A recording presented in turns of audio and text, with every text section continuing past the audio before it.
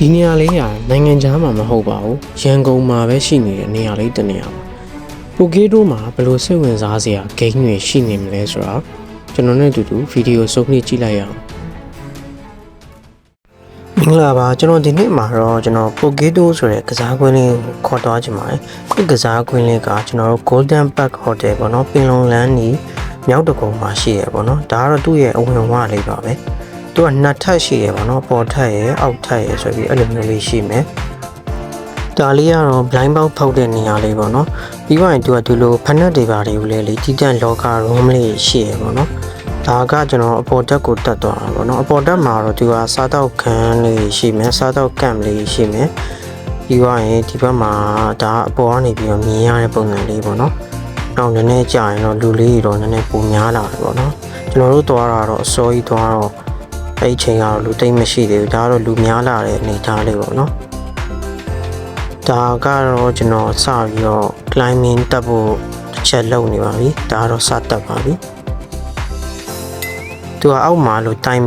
မာလေးလည်းရှိရပါတော့ကိုတက်တာဘယ်နှစက္ကန့်ကြာပါလဲဆိုတော့ကြည့်လို့ရတယ်ဒါကတော့ကျွန်တော်တစ်ခုတည်းနဲ့မကြည့်နဲ့သေးပဲနဲ့နောက်တစ်ခုဆက်တက်တာလေးပါ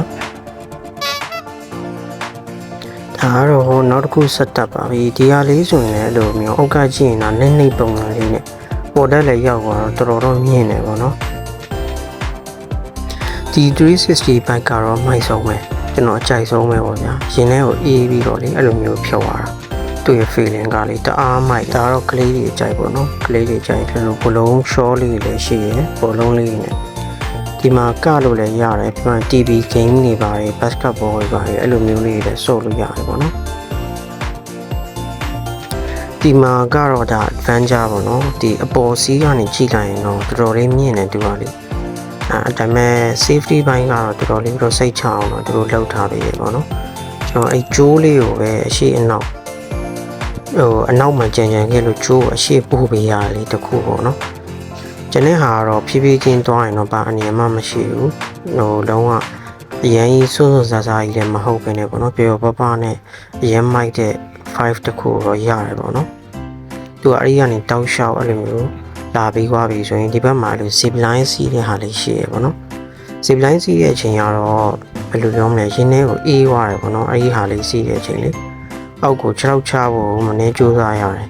ပြီးသွားရင်သူကဒီဘက်ကနေပြီးတော့ပိုက်ခွန်လေးတွေကနေပြန်ထွက်လာတယ်ပေါ့နော်ဒီ leap to faith လေးလည်းသူကလည်းတမျိုးလေးပေါ့နော်သူခန်းစားချက်ကလည်းသူက12ပေနဲ့8လက်မလောက်ထိမြင့်နေတော့ပြောတယ်သူအဲ့ဒီဟာလေးကိုဖတ်ပြီးတော့ခုံစင်းရတာပေါ့နော်သူ့မှာရှိတဲ့ကစားနည်းတစ်မျိုးစီတိုင်းကတော့လေသူမတူတဲ့ရတာကိုပေးတယ်လားစော့လို့အရန်ကောင်းတယ်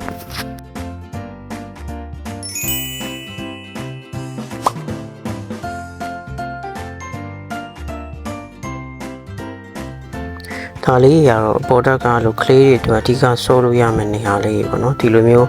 တန်းနေချိတ်ပြီးတော့တတ်တာမျိုးလေးလည်းရှိတယ်ပြီးတော့ဒီဟာမျိုးပေါ့နော်ကစားကွင်းလေးခုံတာမျိုးလေးတွေပြီးတော့လေကျိုးလေးနဲ့ join ပြီးတော့တတ်တာမျိုးလေးအဲ့ဒါမျိုးလေးလည်းရှိရပေါ့နော်သူကလေ safety ကိုဘယ်လောက်ဦးစားပေးလဲဆိုတော့ဒီလိုမျိုး 8 room လေးပါတွေကအစားရှိရပေါ့နော်safety ဘိုင်းတွေရောပြီးတော့ဒီ staff ဘိုင်းတွေရောပေါ့နော်အဓိကတော်တော်လေးအားဖြည့်ထားပေးတာလေးတွေ့ရတယ်ပေါ့နော်ပြီးတော့အဲ့လိုနေရာတွေပါဆိုရင်လည်း sofa လေးတွေနဲ့ပဲလုပ်ထားပေးတယ်ပြုတ်ကြရင်မနာအောင်လို့ပါတော့ပေါ့နော်ပြီးတော့ဒီလို TV game set တွေရုပ်ကောက်တဲ့နေရာလေးတွေလည်းရှိတယ်ကျွန်တော်တို့ကတော့9နာရီခွဲ10နာရီလောက်ထင်တယ်အဲ့လောက်မှပဲထွက်လာတယ်မနက်အစောကြီးတွေကသွားဆော့ပြီးတော့ဒီချိန်လောက်ကျွန်တော်တို့ထွက်တဲ့ချိန်တော့မိုးချုပ်နေပြီပေါ့နော်ဒါကတော့သူ့ရဲ့ဒီဘက်ချမ်းစားတောက်ဆိုင်လေးတွေဟိုတယ်တွေစပါတွေပါလည်းရှိတဲ့ဘက်ချမ်းလေးတွေဗီဒီယိုလေးကိုအဆုံးထိကြည့်ပြီးလို့ကျေးဇူးများတင်ပါတယ်နောက်ထပ် vlog တွေကြည့်နိုင်မှုအတွက် account လေးကို like and follow လေးလုပ်ထားပေးကြပါဦးနော်